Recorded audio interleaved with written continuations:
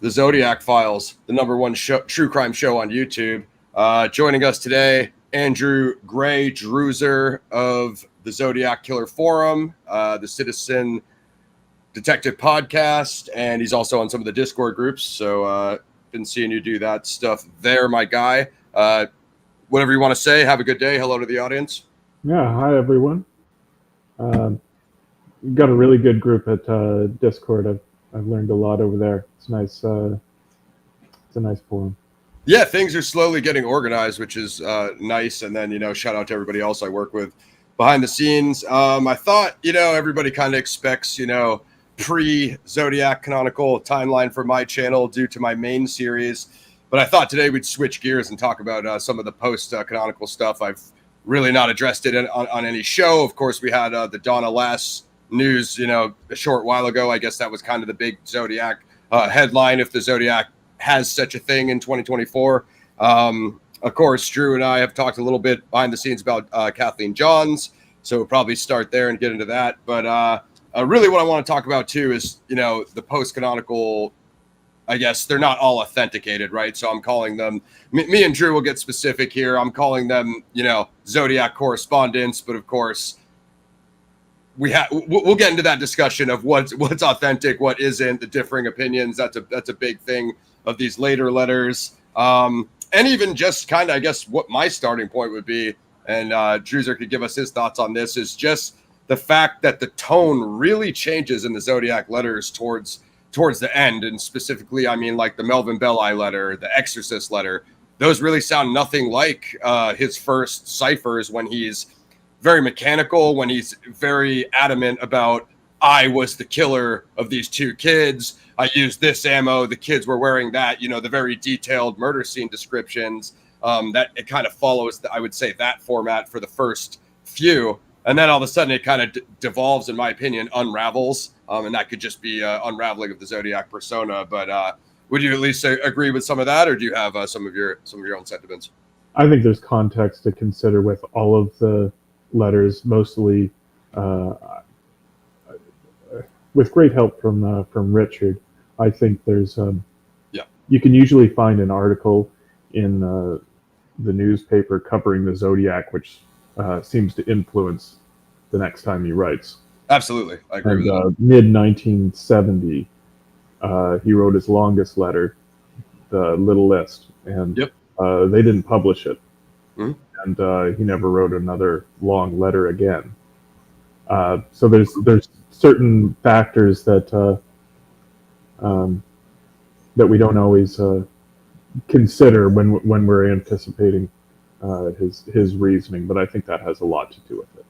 Yeah, I totally agree with that. And then, of course, per Void, I've been bringing this up lately, is these 3 unreleased Zodiac letters, which apparently one is the big Sacramento DMV. There's some sort of complaint, him complaining about that establishment.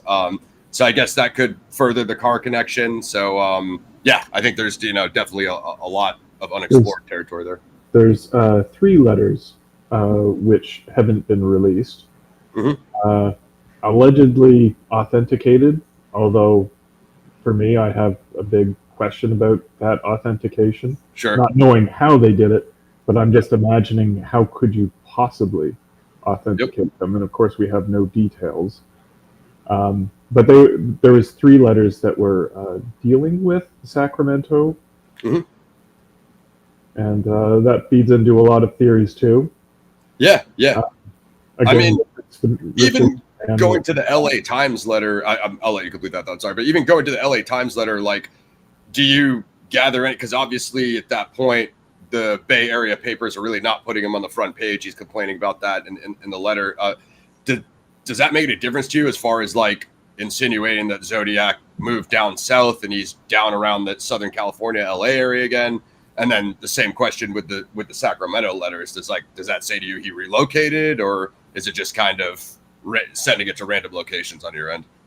I'm with the limited information we have, I couldn't be farther from accepting them as authentic Zodiac communications. Sure. I don't care if the handwriting looks similar. I need more. Yeah.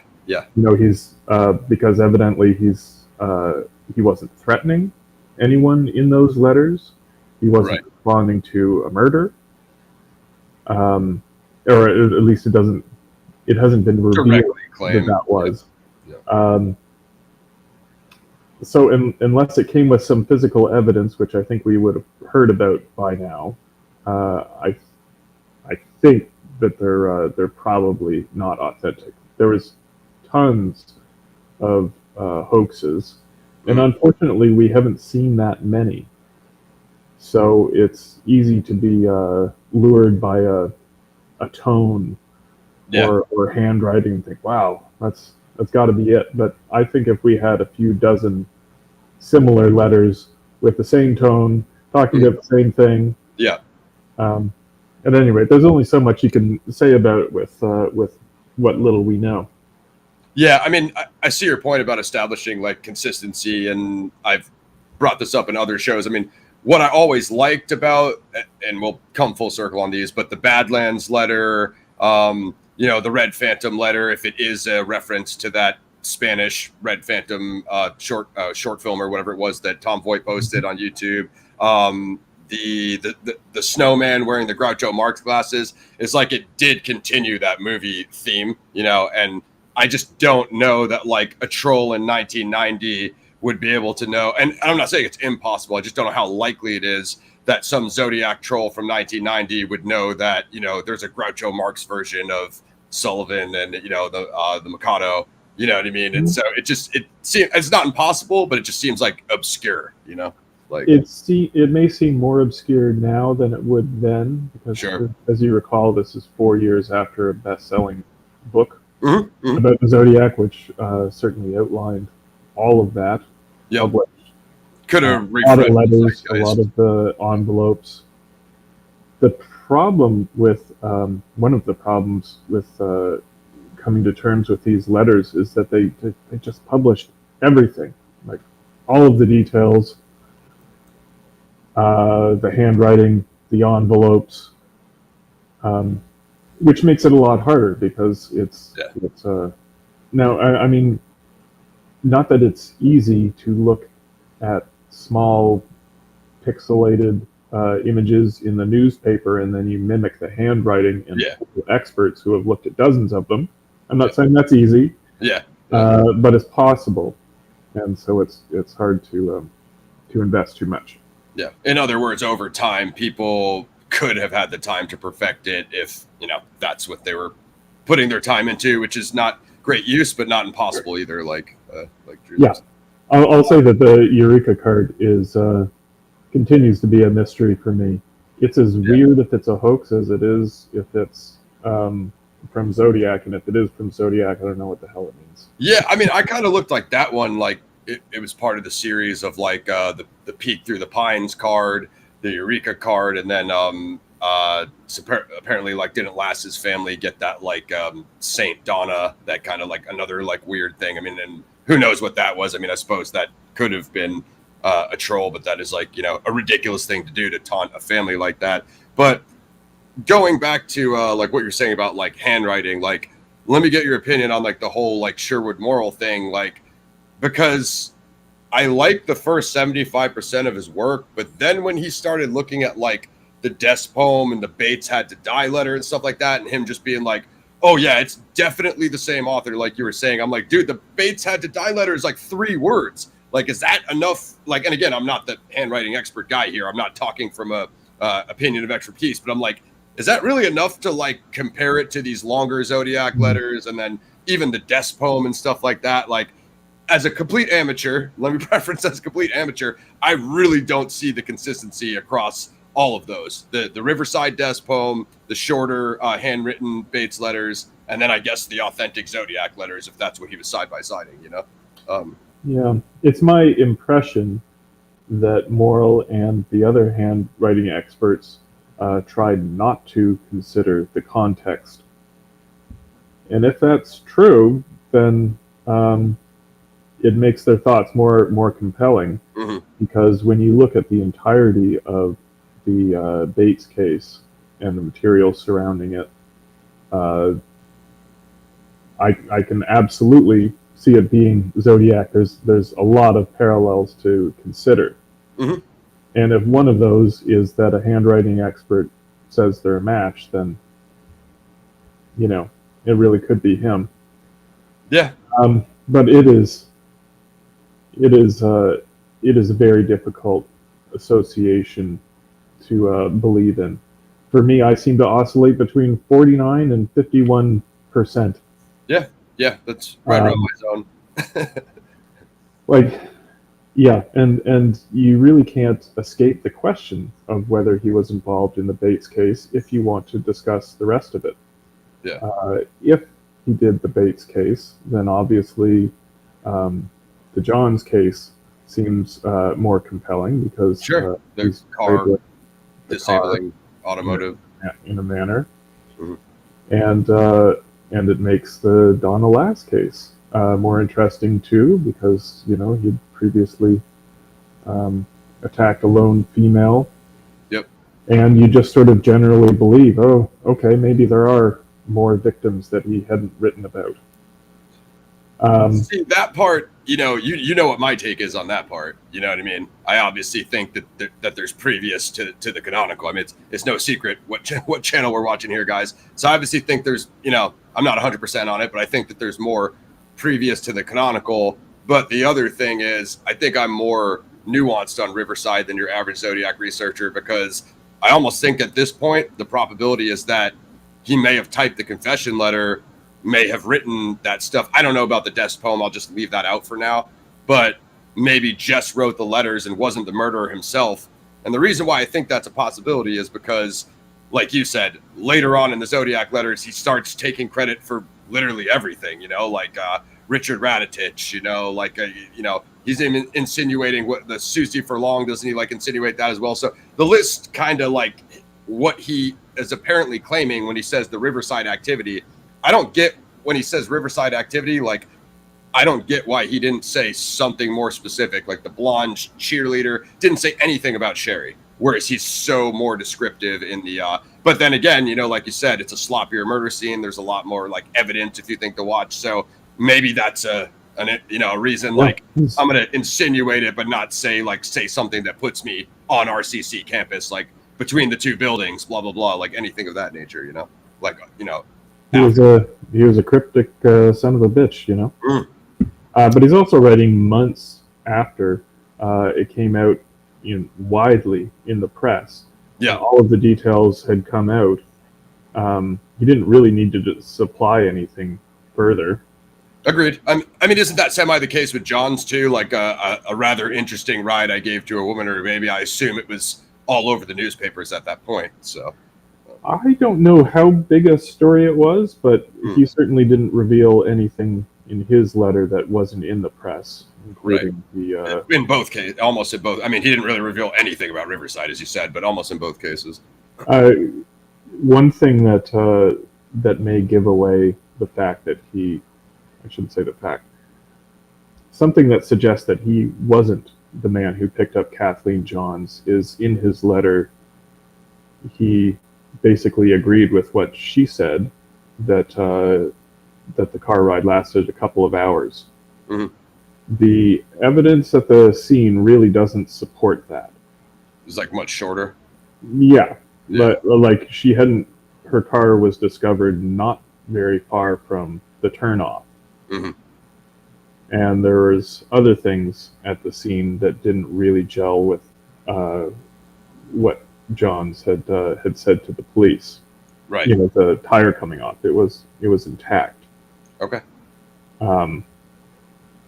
So the fact that if he had said, I gave a short drive to a lady and her baby, then I would believe it more. Yeah. See, okay, this is a good point for us to kind of deconstruct. So the whole entire Kathleen Johns story, the whole thing, maybe to be worth maybe me pulling up Richard's article in the background just so we have some visuals. But her description is a guy that's 160, and I don't find that being the Lake Berryessa guy that's supposed to be 200 to 225 or 250. And I'm not one of those super stuck on Zodiac's weight and height. I guess I'm hypocritical on it because I'm inconsistent when I use it and when I don't. But in this case, it just seems like a way smaller guy. than who we have at Lake Berryessa or maybe other canonicals. So I just don't see how Zodiac loses that, 70, 80 pounds or whatever it is for the Kathleen Johns ride. It just now I understand she's in the passenger seat. It's mostly a profile view and not necessarily like he's posing for a mugshot for her or anything like that. But the whole thing seems entirely inconsistent to me, and you can give us your take. Well, I wouldn't want to start any Zodiac discussion without outlining the biggest problem we all have, and that's that we only have 4 confirmed attacks. That's not enough data. We certainly don't have enough witnesses to feel confident in anyone's judgment. Sure. I'd say that the median description would probably be about 180, 190 for him if you take them all. But you have witnesses like Majot who are saying around 200, but they're also saying 160. And we're not sure whether it's just because he was an incredibly skinny 19-year-old who maybe didn't have a great eye for such things. Yeah. I mean, flashlight in his face. I get it. But we just can't bank on it. Could Zodiac have been 6 foot? Absolutely. Could he have been wearing a wig? I guess. I tend to go with probability on most of these issues, and it would seem extraordinary to me that she recognized the unprofessional sketch at the police station. Yeah, that's what I'm coming to. On that's him. Look it up at the cork board, and that's the guy. It was him. Yeah, and then she later identifies a man as the same man who was like 20 years older than the description, and then she changes her mind again. I thought she said it was Kane at one point. That could have been Wayne. He did, yeah, and he was too old, too small. Yeah. It's hard to say, but I certainly don't put much stock in it, and I think perhaps the foundation of why I disregard a lot of the later activity is because of the 340 cipher. When we learned that he had basically put a retirement message in it saying he had collected all of the slaves he needs for his afterlife, and then simultaneously unencrypted, he's saying, well, I'm not going to announce my crimes anymore. Oh, I'm still going to commit them, but you won't know they're me. So keep investigating every crime that comes along. That's also me. Keep writing about me. Yeah. And letter after letter, they still haven't solved his cipher, so he keeps the ruse up. He keeps, and remember, this is when he started with the numbers. He'd written on the car door at Berryessa, but he hadn't started putting it in list form until he sent the 340. Oh, now I've killed 7. You only know about 5, but trust me, there's 2 more. Yeah. And what he was alluding to was a crime that the papers had already ascribed to Zodiac possibly being involved. The San Jose girls. Yep. In August of '69. Yep.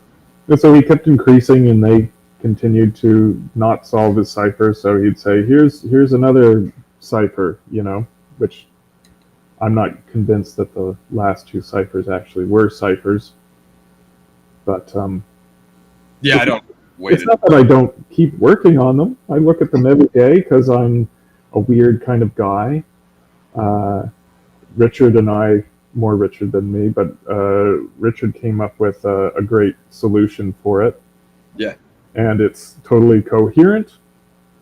I just am still not convinced that it was anything more than a joke. I mean, I agree with what you said. So here's the only problem with the I'm going to disguise them and they'll look like accidents or whatever, that whole rant and rave list that he gave. But basically what you said, I won't be claiming them anymore. You have things like the Santa Rosa hitchhiker murders or the Sacramento highway murders. I don't particularly think any of those things are Zodiac, but he's just in an area where, like you said, there is so many unsolved cold cases that it does leave room for the possibility that some could be Zodiac.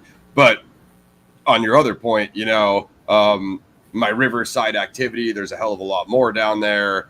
I shot a man in a car with a 38. You know what I mean? Like, he starts to like, and then I gave a woman a rather interesting car ride, and then all the way up to like the peak through the Pines car. I really don't know what to make of Donna Lass. The only thing that I really liked about Kathleen Johns for Zodiac's like MO was like lighting the car on fire, because he obviously has that by fire obsession, which I think comes into play in Gaviota Beach. And I could be 100% wrong on that. But if I was looking for one parallel, it'd be like, okay, he went back and burned the car.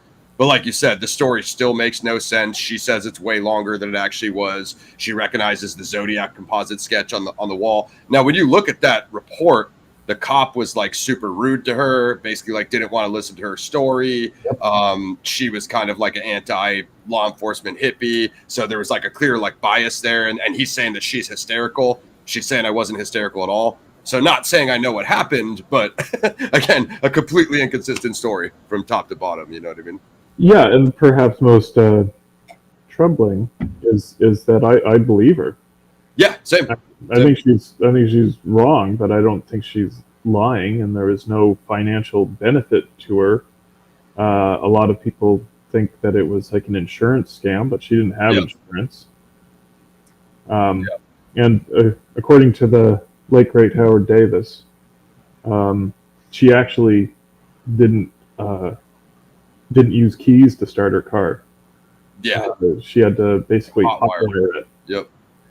So it mysteriously catching flame later. That hotwire could light the fire. I don't know. That crossed my mind as well. I mean, this is not an automobile in tip-top condition.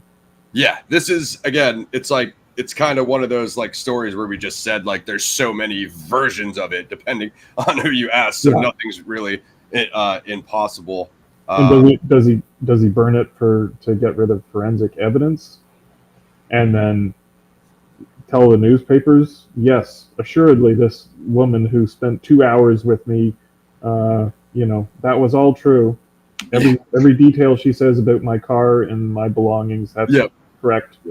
Yeah, I know. What would be the point of agreeing with that? And my follow-up question to that is, because I just read Hewitt's first book, Hunted, and it said like the interior of the car was burned. So that does seem a little bit more like, spreading like a some sort of flame agent that would burn the interior. But if he supposedly touched the wheels and the hubcaps and he was changing the lug nuts, and you guys think that was a Zodiac suspect, like I always wondered, the car got impounded or whatever. I can't remember if she got it back or not. You guys can correct me in the chat if I messed that up. But I always wondered, why can't they pull those caps and print them and be like, okay, does that match Paul Stine's cab? You know what I mean? I'm like, again, I'm not the forensics expert here, but even if the fire burned the inside, it didn't burn the metal of the wheels down to a puddle, right? So, like, right. Like that's something, right? So I don't know. Yeah, well, when you have these cases that we think may be legit, but the police don't at the time, they're going to handle the evidence accordingly. Yeah, how deep are they going to go? No, I totally agree with that. Joey Shepard said he was taller than 5'10" to the officer. Yeah, I think he said he was taller than the officer. Well, Cyper Man, SC Viper Man, you got to go check out Zodiac Files episode 2. I mean, everybody knows Paul Stine is a parallel of the Ray Davis, at least in my theory. Yeah, Ray Davis, of course, could be an early one. Yeah, it looks like they're talking about that. Let's go to Donna Lass, because I don't think I've really spoke too much Donna Lass with you, and I don't really have that much on it, to be honest. I think like it's just as confusing as Kathleen Johns is. So we can start with the peek through the Pines card, and maybe just get your thoughts on that. And do you think it kind of what you were saying earlier, to just follow that braggadocious pattern, or now Richard has some really good articles on it, so I don't know if you've extrapolated more from what he's written. Yeah, well, we've had some really good talks, especially over the last couple months. And I mean, I I have a pretty compelling. Uh, there was a guy who did similar things in the same area, and he wasn't caught until, or he wasn't identified until after death. But I think he's a pretty darn good candidate for I think you or Rich might have sent me that, right? I recall reading that. I think that might, or maybe he posted about it. I thought I saw something about that. Yeah, I hesitate to give away all of the details that people other than myself have come up with about it. Sure. But let's start with the card. One reason why I think that it was sent by Zodiac, the Pine's card, is the hole punch and the Averly identification on it. Yep. But one thing always leads to another. It's like, do I think the Pines card is legit? Well, if I think that the Halloween card and the Pace card are authentic, then you sort of have to. Yeah. Otherwise, Zodiac is mimicking a hoaxer. Yep. Which is, frankly, quite possible, but I don't think so. Yeah, I think it's more unlikely than just following the pattern that you established. Which I think the Halloween card is authentic, based on my amateur opinion. Well, based on him saying by night. Yep, exactly. Now that information did come out in outside of California, but inside California that had still been kept under wraps, and so unless this was a hoaxer with some inside information, I trust that it was him. Okay, I like where you're going with that. Yeah, and 2 weeks before the Halloween card, he had sent in the Pace card, which had the 13 hole punches for the 13 victims. He was claiming that is not a 100% authenticated in the eyes of law enforcement communication, but I think it probably was. Yeah, I agree. That's the first time crack proof comes out in one of these letters, and then in the LA card he also says crack proof. Yeah, as always said. So I'm pretty sure, but the Pace card says 13 victims, and that was after. Sonic 12. That was right. No, I'm getting there.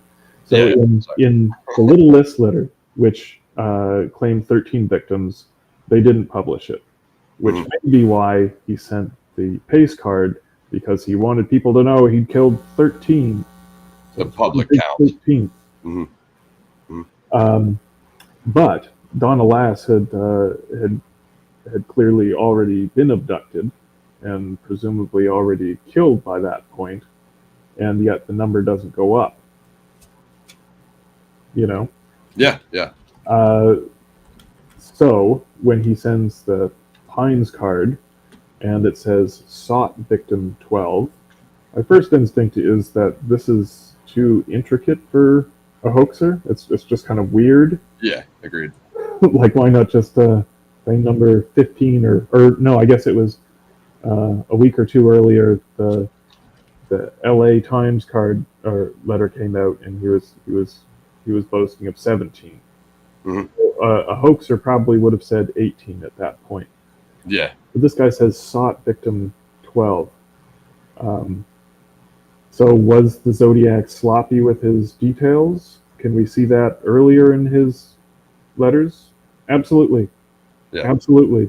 Yeah. In fact, in one letter, he stated clearly that he began his collecting of slaves in 1968.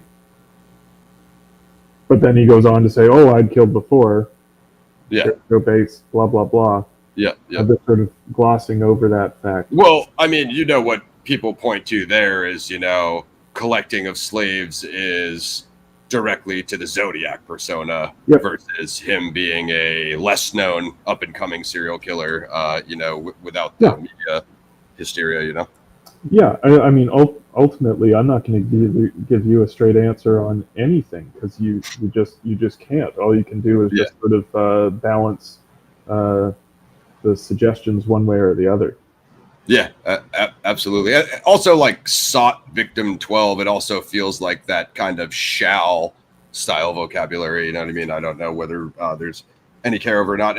So at one point when he has the letter where he says like, at this time I've claimed like 10 victims. The thing is, if you include the non-canonicals, I know not everyone does, but without Sherri Jo Bates, you could still get to the 10, right? Like Ray Davis, Gaviota Beach, the Swindles, 5 plus the 5 victims of the canonicals. That would be 10 at that point, and that's without adding, like Ratatich or any of those random ones, which don't really seem to be Zodiac. But there's just even what is it? The guy in the what neighborhood is that?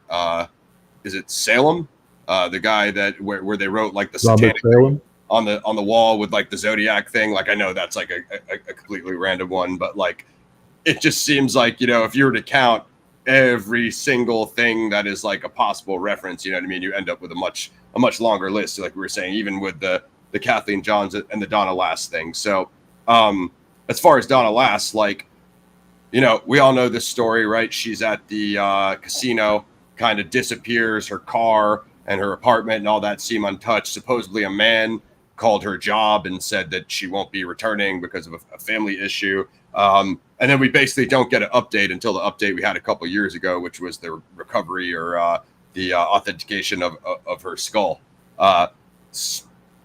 Where do you fill in the gap there between, Zodiac sending this peek through the pines card, insinuating that was him, and then basically law enforcement doesn't make a statement into, oh yeah, I guess they said they recovered it in the 80s or something like that, and then we don't get an update for 30 years. You know what I mean? So it's kind of surprising and shocking.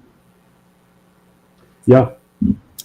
Does the finding of that skull give you anything that to lean you towards the actual murder being Zodiac activity? Or well, I mean, there's inconclusive suggestions. Yeah. She was, as the card claimed, found out in the snow. She wasn't found inside a residence. She wasn't buried.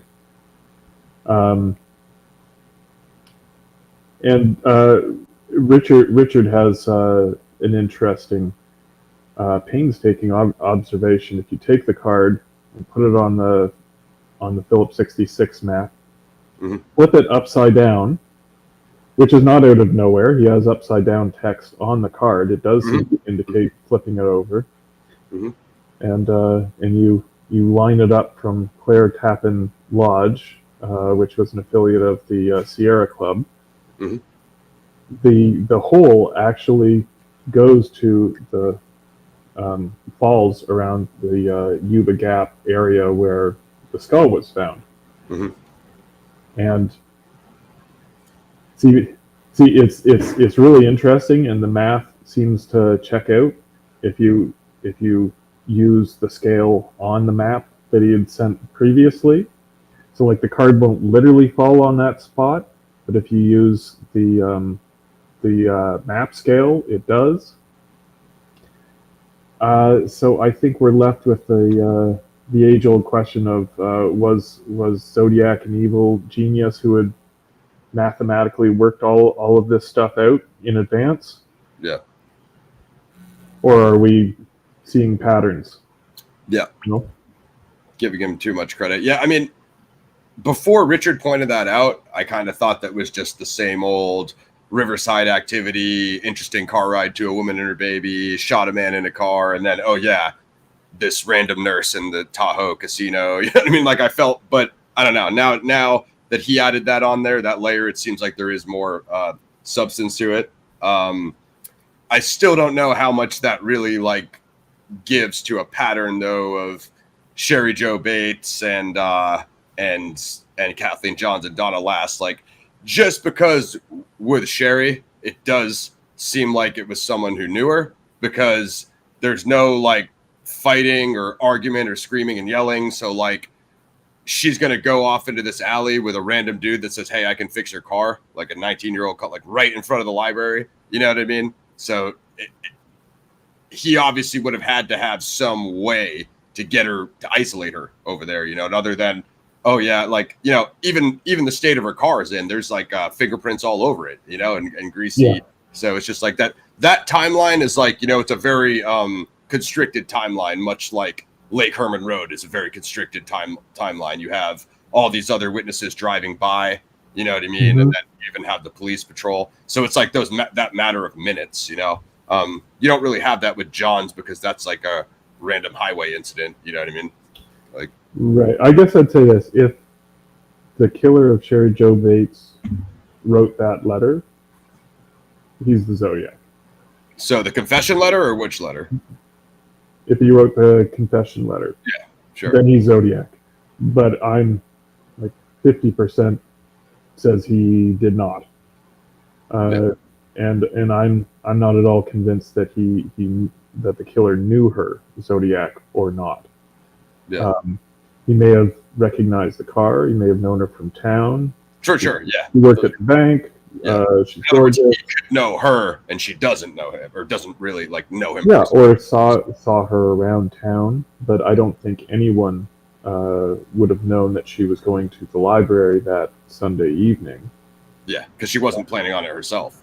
You know? Yeah, and why strategize a murder in such a populated place? Yep. It doesn't make a lot of sense. Exactly. He called her Miss Bates in the letter, but yeah, they'd called her that in the newspapers. Mm-hmm. Everything in there was from the newspapers, even the things that the police said were not in the newspapers. So basically, we're left with a phone call, which we have no log of. Yeah. Now, maybe they do. Maybe it was personally to Captain Kincaid's residence. His phone number was in the book. I would absolutely believe it if they'd ever said that, but that's never been stated. The phone call would lean it towards me just because you have the Blue Rock Springs phone call, the Napa phone call. In my series, you even have the Ray Davis phone call. So that would give me more. You know what I mean? But we also know from the newspapers that there was several calls after the murder. Like I believe they're described as cranks. Mm-hmm. Like if it wasn't the killer who sent that letter, then it is a sick community. And you know, if it wasn't Bob Barnett, did I say his real name or the fake one? Say the fake one, please. He's still I meant to. Yeah, that's the fake one. Yeah. At any rate, if he I've made that mistake before, by the way. If he didn't do it, and of course I don't think he did. Agreed. Then his so-called friends, acquaintances, were really trying to send him up the river in a pretty sick way. Like, you know what came out about that recently was he apparently had a real issue with oh god, I named him as one of my suspects in the episode, Kelly. Apparently he had a real beef with Kelly, so Kelly didn't like him, was just on him for some reason. So that right there is another curveball, you know what I mean, to Riverside. But yeah, no, it's like the phone call would definitely lean a little bit like in my take, like I guess if Zodiac is a local and he's around Riverside in 66, you know, I could also just have him typing that confession letter and not be the killer, you know, because that came out a bit later. Now, as far as, again, like the death poem and all that other stuff, it's just overly convoluted, you know, like. Yeah, I mean, you have to decide what's a coincidence and what isn't. Yeah. Accepting it as a coincidence that someone killed Sherri Jo, waited a month, and then sent duplicate letters to the newspaper taunting them.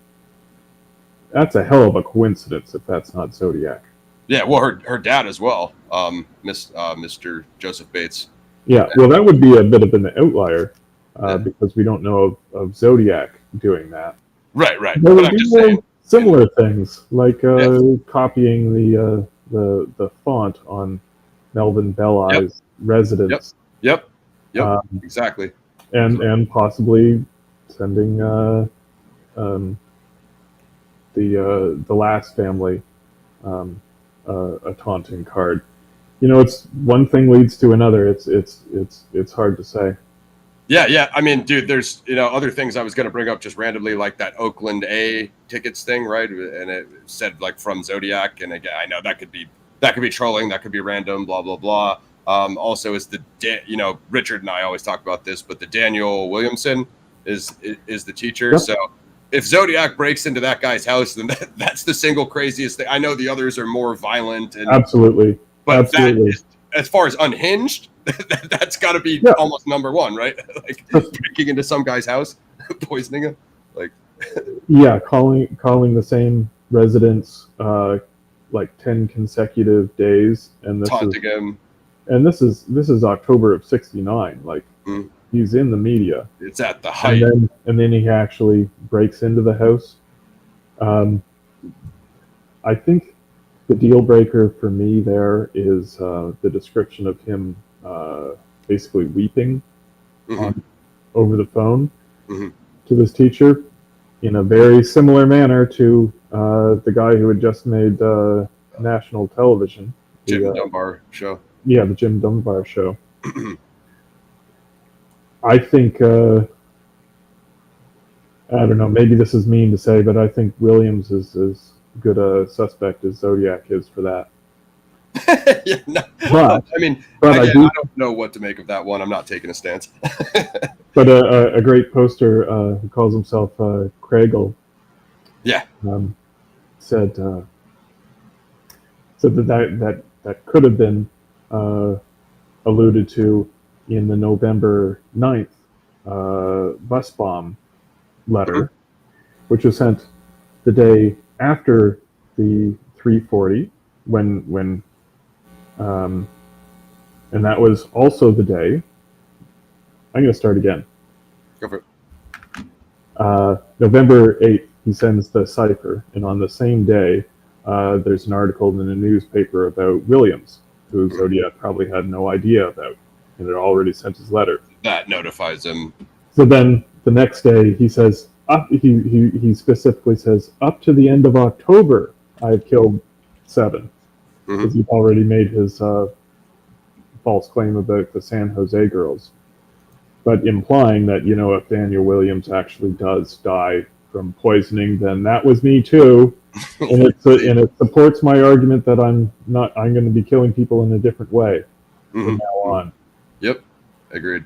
Yeah, that's like a shot a man in the car with a 38 thing to me. Like, he throws a wide net out, and like you said, just kind of covers everything, just to, It's a joke. My name is in this cipher. That's a joke.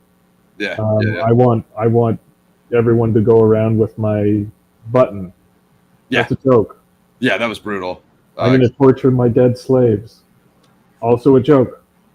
See, the torture thing is weird, probably satirical, because it's when he brings up, The Exorcist is the finest satirical comedy I've ever seen. It's like, that's the admission, like you said, and a bunch of things that I've just said are satire as well, or many statements in these letters, Yeah, I mean, what could he possibly mean by I'm going to torture the people I left dead on the side of the road? Yeah, right. I mean, the thing is, I agree, but the only like gray area there is like, we have no idea what happened to Lass. So if you drove her out there, did you just kill her and dump the body? We don't know.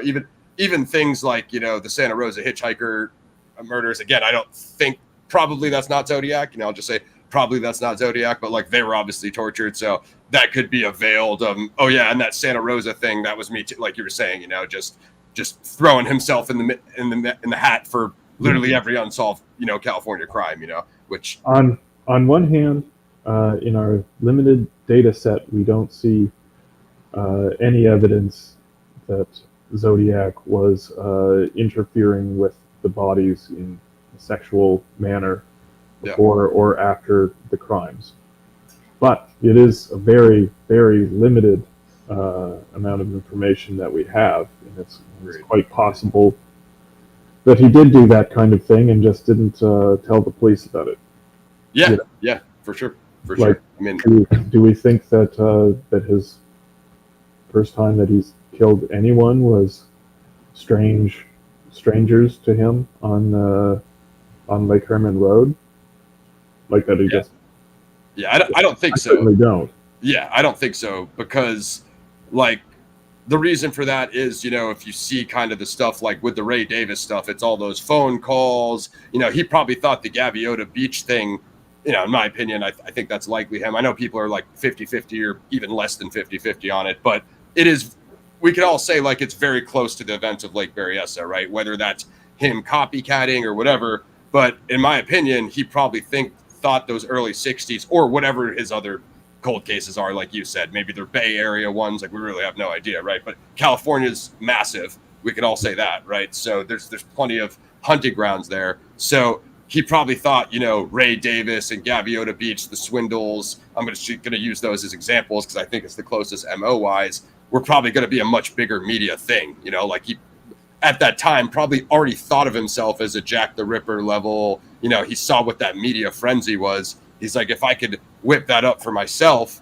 and then what happens in the Bay Area? Well, there's the canonicals, but then, like you said, he spends way more time writing letters and ciphers than he does actually committing murders. You know, there's much more written correspondence. You know, so. Yeah, the vying for attention is sort of a slippery concept. Mm. If he had done the Bates murder, then obviously that was already fully developed in his mind. He'd already put it into practice, and they published his letter, and that was a success. Mm-hmm. So if that was the motivation at Lake Herman Road, then why did it take him 7 months to write?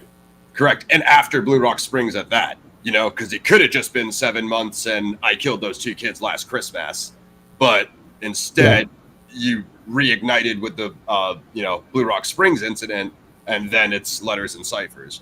So one could say that the simplest explanation is that he did not do the Riverside crime, and when he did Lake Herman Road, it hadn't occurred to him that he could start this whole trolling campaign in the newspaper, and yet he enjoyed the attention he got from the Lake Herman Road, which lasted like less than a week. But then at the end of March 1969, he got coverage which he would have been as pleased as punched. There's a full feature article on it. They said that it may be the most celebrated unsolved murder in California right now. Seems a little inflated to me, but I'm sure he took it. And they described in here how difficult it was to catch a killer when there's no clear motive. This had all the suggestions of a motiveless crime, which of course is not something that exists in our world. Sure. And I think he really enjoyed that. And then they stopped writing about him. There was nothing else to say, and so he commits another crime. The buzz died off. Yeah, and he was going to do it in a very similar manner, so they would know that it was him, and he would up the ante and give reporters a little something extra to write about. He's going to call in the crime, and he's going to claim the earlier one, get some press going. But it didn't really work. It had the same very, very short media run as the Lake Herman Road one did.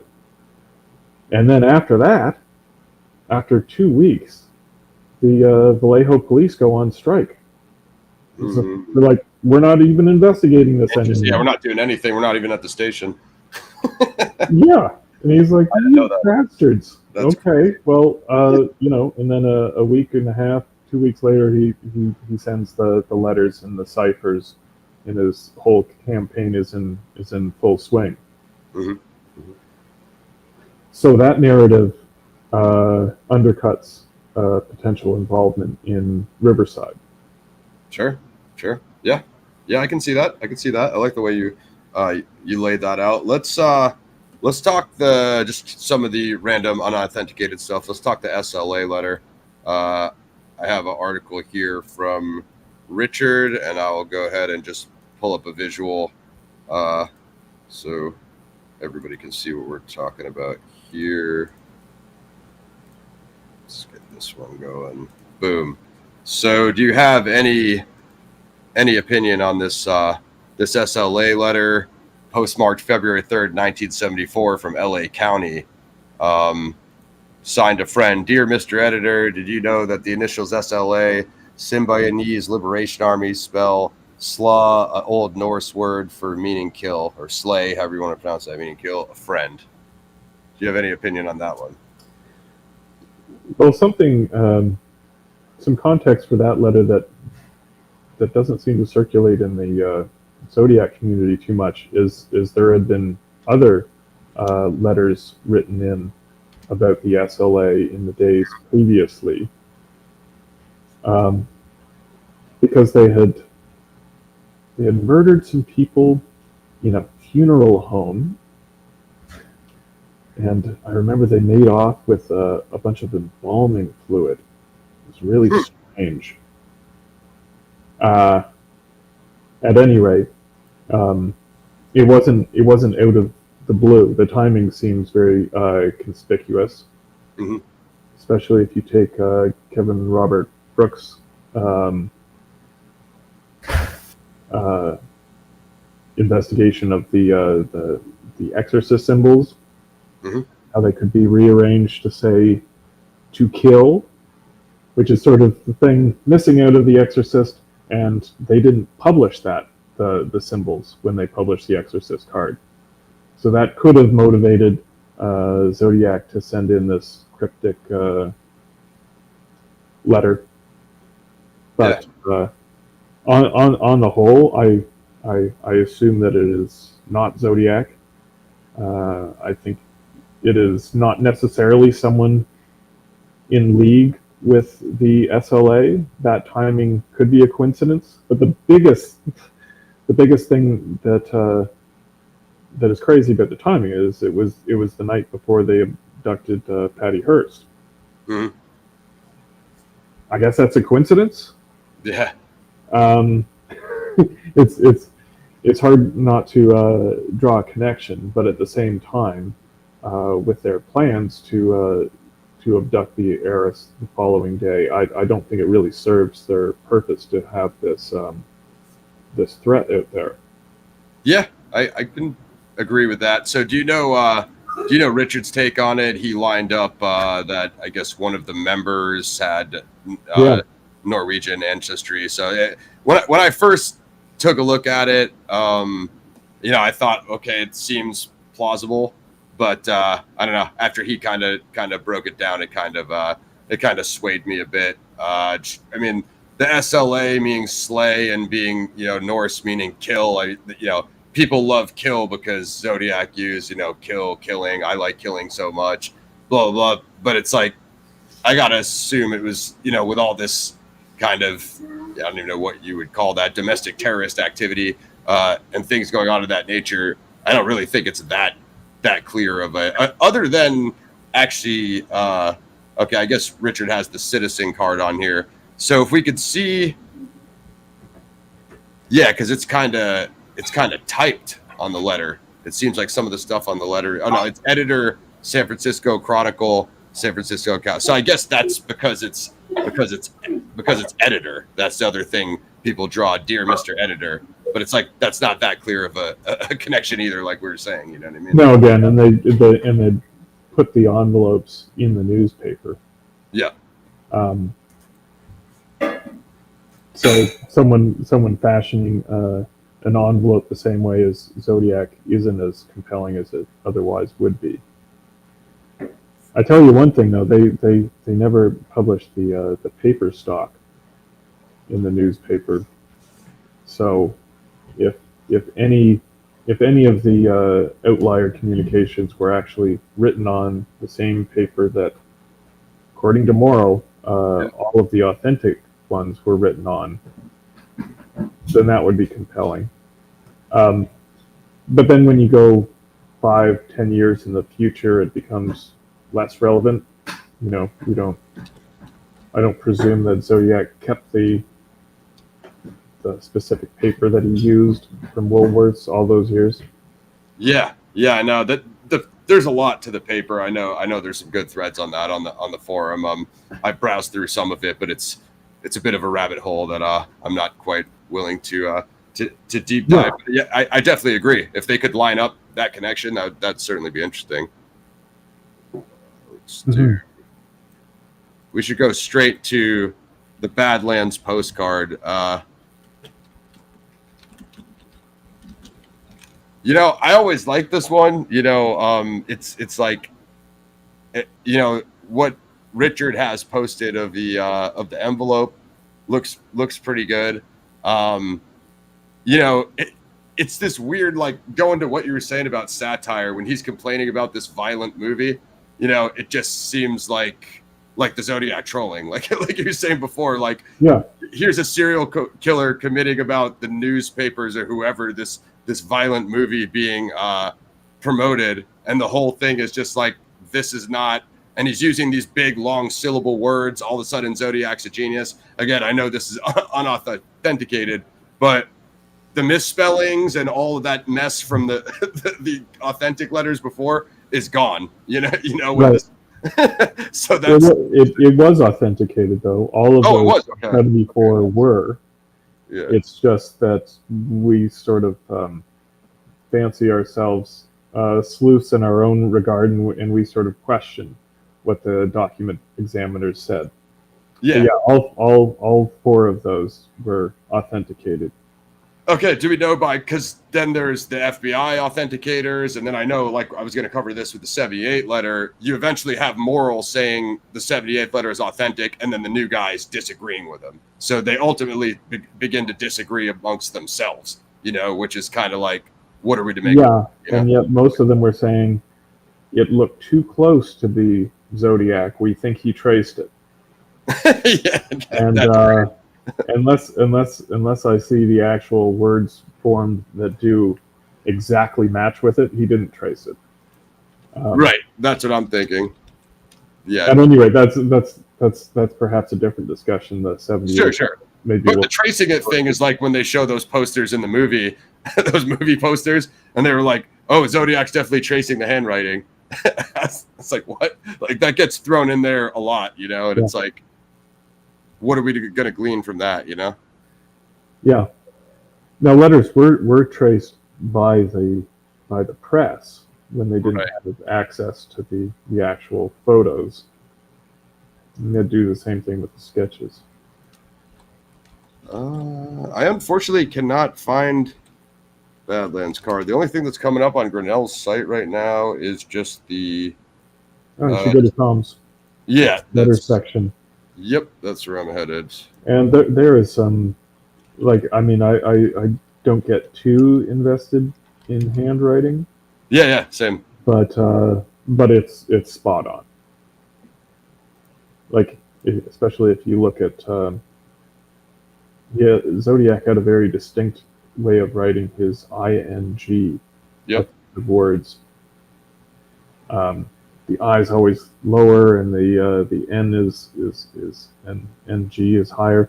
It is it's spot on. Okay. Yes. That's okay. He has May 8th, 1974, postmark from Alameda County.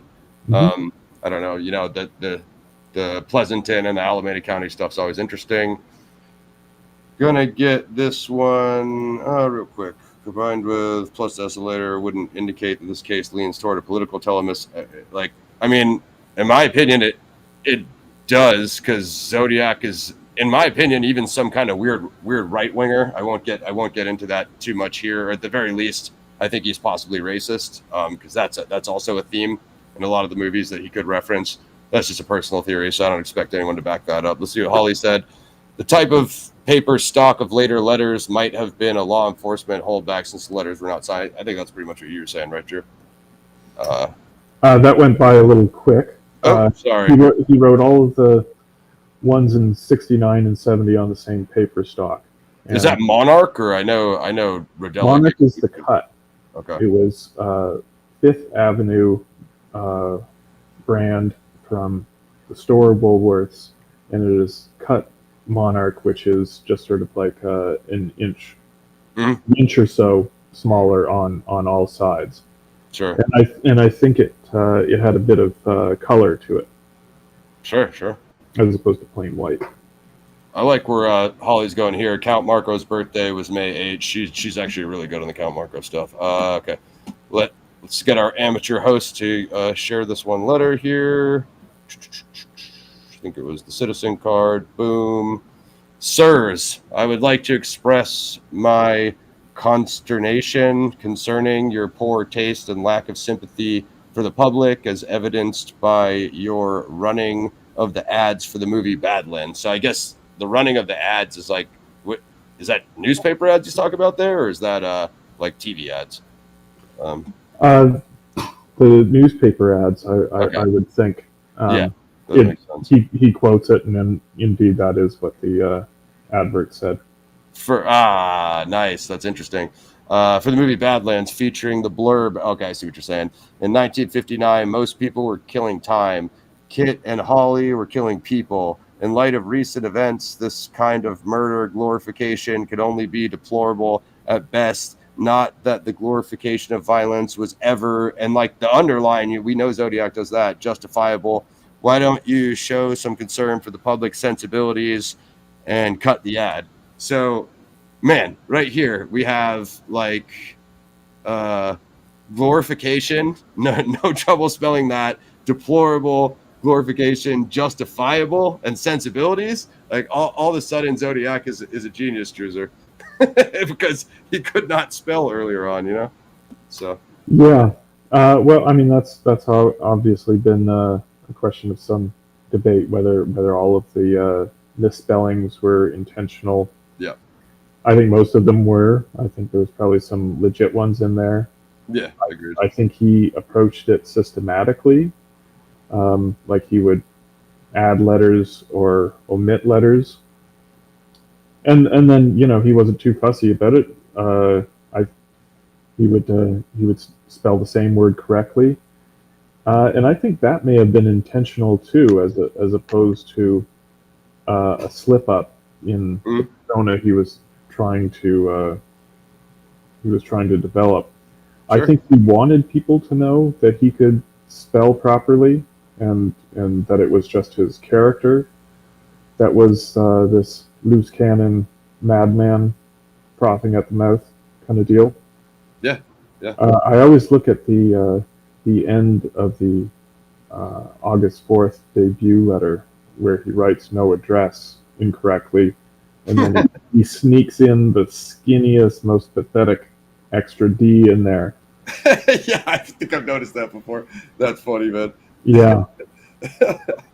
Yeah, it's maybe the most inconsistent case ever, guys, especially with the correspondence. But just like on the Badlands movie reference, like I think this lines up because the Exorcist, obviously, like the Mikado, you can say whatever, that's a theater live performance, blah blah blah. But there's obviously the Gilbert and Sullivan, kind of Groucho Marx film versions. Then the Exorcist Letter, the finest satirical comedy I've ever seen. I think didn't Rich line up? I think like Rampage was that with like some of the SLA stuff. So there's Rampage. Rich lined up Vanishing Point. Like I love what he did there. The Red Phantom thing could be double meeting. So that's a little more wishy-washy. But like it does seem to have like that movie theme going, like I said, all the way up to almost to 1990 with the Groucho Marx thing, which is that always struck out to me. Like the Badlands thing. I'm not a big tone guy, we go back and forth on tone, but the Badlands thing, it's like it's got the satirical like complaint. Oh, a movie about killing people or a movie about actors going on a killing spree versus what I did, which is an actual killing spree of real people. You know what I mean? It's like went back to what you were saying. It's like a joke. It's a big joke to him. And then, oh, by the way, I can spell glorification and justifiably and sensibilities now too. So, like, yeah, you know what I mean? Like, that's wild. Yeah, I think there's no doubt that the man watched a lot of television. Yeah. And read the newspapers. Yep. And I think he was up on his Dragnet information detective magazines. Yep. True detective. I think maybe that's why he wrote the letters by hand rather than with a typewriter. Yeah. Which you could identify a typewriter perhaps more conclusively than you could handwriting. Agreed. Actually, I mean, I don't actually know that that's true, but I'm considering it as something that may have been in his head. Yeah. Like I tend to take Zodiac at his murderous word for a lot of the weird things he said. Like it seems like he wasn't wearing gloves, so at the crimes. So I guess that means he'd put glue on his fingers. I'm sure you read that somewhere. yeah, that one is the airplane cement is always interesting to me. If not that or another substance that could do the same thing. Yeah, I mean, I think he was a very resourceful fellow. Like the flashlight on the gun, making the costume. You know, he both had a sheath for his huge knife and a holster for his gun. It seems like he made the costume by himself. Yeah. If he didn't make a bomb, he at least saw some diagrams and read how to do it. Was able to recreate it or whatever. I think that all speaks to, and him, of course, reacting to the newspaper coverage. I think that all speaks to him consuming a lot of media. Yeah, 100%. I mean, especially with, like you said, in control of the media cycles, maybe it dying down after Blue Rock Springs, so he's got to do more. Of course, the man, you know, I meant to start the show with this. You said it before I did. Rest in peace to Howard Davis. He helped me a lot behind the scenes. Actually, I'm going to link my interview with him from Zodiac Files at the end of the end titles of this video. But the Manson family, you know, murders, you know, the graffiti, the blood graffiti at the crime scene. Of course, he writes on Brian's door. Of course, it's a knife crime at Lake Berryessa. It seemed like there was a pressure on him to do more to regain, or in his mind, attempt to regain the headlines after that Southern California crime spree with Charles Manson's followers. Yeah, between the snoozy furlong knife murders. Yep. That got front page when he was trying to get his stuff on the front page. Yep. And then the Tate LaBianca murders happening just as he was trying to get his coverage for his cipher. Right in the middle of his run. He got trumped at every turn. Absolutely. Let's see. We'll do a little bit of Sam Fisher. I did an interview with Ned DeHaan Franklin, had robbed a bank 2 months earlier. Whereabouts unknown during the 78 letter. I believe he was in LA at the time. I can't account for where he was. No, is that a Zodiac suspect? I'm not actually sure. Fisher's suspect is Joseph Paul Franklin. That sounds familiar. I've basically thrown in the towel on suspects, guys. I'm tired of spinning my wheels, so I'm just kind of moving on. Z missed a chance in not responding to Dirty Harry. That movie was about him. Never understood why he didn't respond to the movie, especially the one with Clint Eastwood. I agree with that a lot. I mean, I don't see what the deal with that was. Because they turned him into a awful racist maniac. He was Scorpio. he was one of the most powerful characters ever put on film. He did so good a job, he basically couldn't work again. He was put him out of business. Yeah, it was too obnoxious even for Zodiac himself. Let's see. Let's do the Count Marco letter. What do you think about this one? Well, I think there's it's some of the strongest Gel Cavalli linkage that we have. Mm-hmm.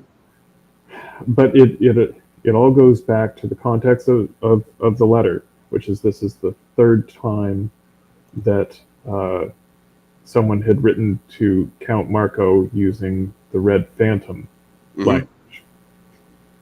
Now, the first time, I think it was 1960, that someone who referred to themselves as happily married in Chicago had written to him. Yes, I heard that mentioned. And of course, Gel Cavalli was in Chicago and married at the time. Yep. But then in 1969, Marco posted it again without the same attribution, but it was the exact same text, and it really seemed like Marco had recycled the older correspondence. Just, I don't know. He seemed like a weird guy, Marco. yeah, I can agree with that. And I wouldn't be shocked if Marco actually wrote that himself. And after he received it, he retired after I don't know how many decades. Mm-hmm.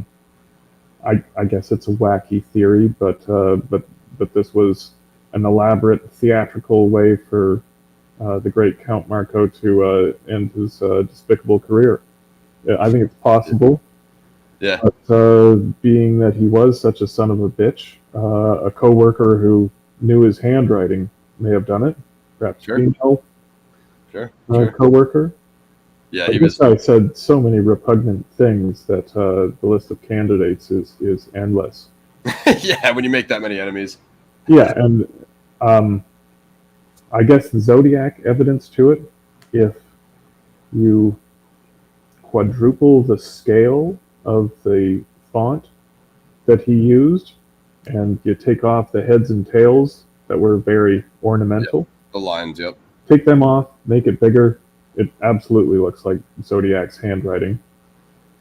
And this was in his anonymous troll phase, so that fits too. Why would Zodiac have something against Marco? I think Zodiac had something against everyone on the planet.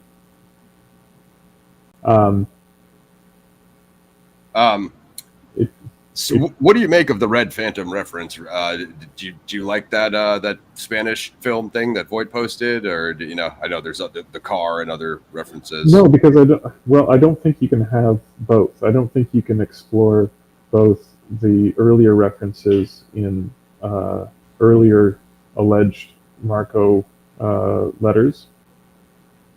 It's either that or it's the silent film. Yeah. I don't think it's both.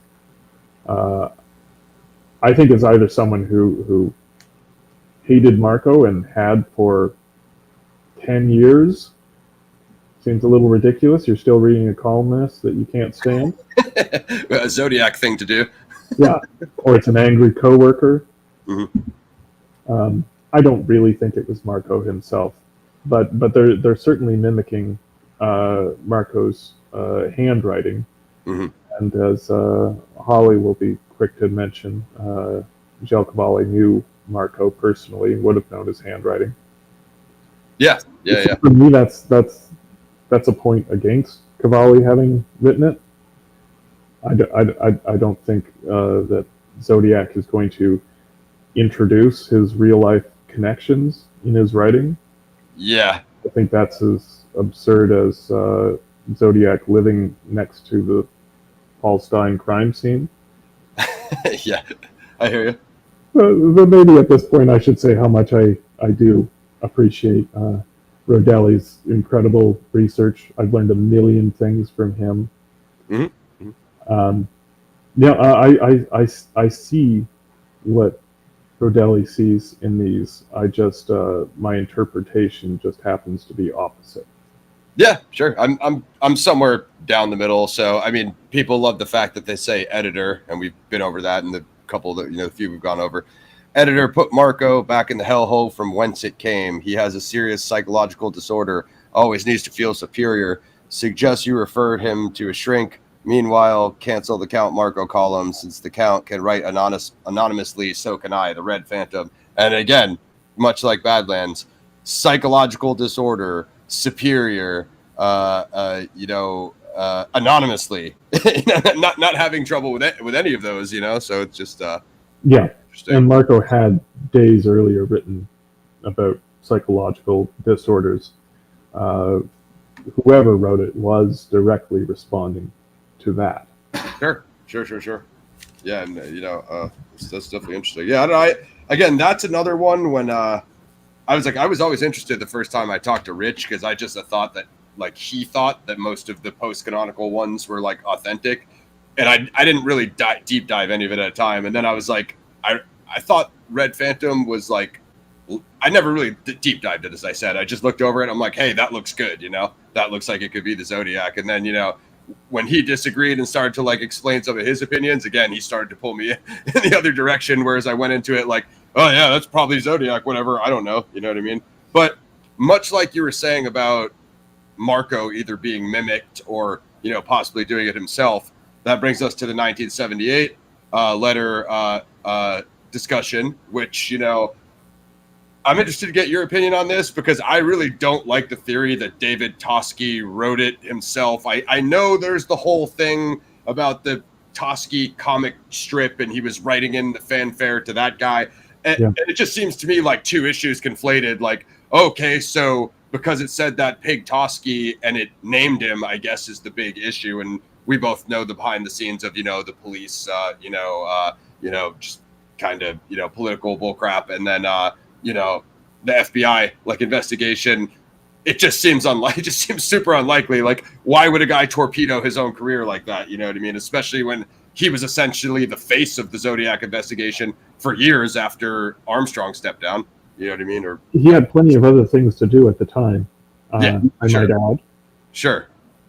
No, I think that we can talk about the Toschi one if you like, but it's absurd to me. Yeah. No, I mean, I just was because I've heard people push that, and I'm just I don't know. I guess me and you were just in line on that one. So I think Zodiac is a more likely author than Toschi, although I'd say I've gone back and forth on it. I'd say I'm about 70% convinced it's not authentic. Yeah. I think that Zodiac wouldn't have made the mistakes, and Toschi wouldn't have made the mistakes either. Right. When I said earlier that they had published Zodiac envelopes in the newspaper, they didn't publish them all, but the ones they had published all had the diagonal writing. Mm-hmm. Which is something that Zodiac did in 3 consecutive letters at the end of 1969. Yep. Possibly as a hint to the diagonal solve solution. See, I liked what you were saying about the upside down text on Peek Through the Pines, because that reminded me of the diagonal, solution hints, which what you're just getting to. Absolutely. Track, And he also wrote the phrase, "I hope you ... like 3 or 4 times in the span of a few letters, which is, of course, how the solution begins. So I think he was definitely giving hints like that throughout. But for me, whenever I see the indented text, I'm just like, nope. Which is flippant. I appreciate that. There's a list on either side of the authentication question with regard to the 78. Yeah. So ultimately, there's a kind of a political thing. Sherwood Morrill doesn't like Holly. If you're still with us, feel free to weigh in. I'm sure you know this material better than myself. Sherwood doesn't like the way that Toschi is treated in this incident. He offers, I guess he's retired at this point. I'm sure Druzer knows all this.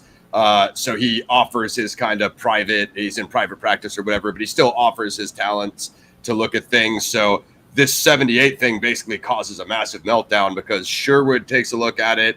He co-signs it being Zodiac authentic. And then he basically steps away from the case because of how Toschi gets treated in this incident. But the other, I'm not familiar with the other document examiners' names. I know like 2 or 3 more come into the picture. Those guys say it's not Zodiac, right? They essentially disagree with Morrill. I think someone can probably correct me if I'm wrong, but I thought Shimoda, if I'm pronouncing that right, That sounds correct. He liked it at first, and then they asked for a more thorough view, and then he came back in the negative. I think the first time he saw it, he may have just had a photocopy, which would make sense. Yeah, sure, looks like him. Yeah. But then he had the view that none of us have ever had of any of these letters, which is close-up look at the actual evidence where you can see where the pen is starting, stopping. You can see how quickly it's written. Yep. I guess perhaps the biggest thing that makes me think that the April 24th 78 letter was not authentic is the diagonal handwriting on the envelope. Because in this context, it really didn't make any sense.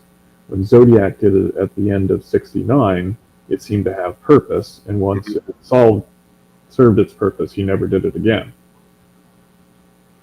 Yeah, absolutely. But I mean, they did one edition of the Chronicle, posted the dripping pen envelope with the diagonal text, and compared it to one of the Riverside envelopes that also had diagonal text. And they were doing a comparison, is this the same guy?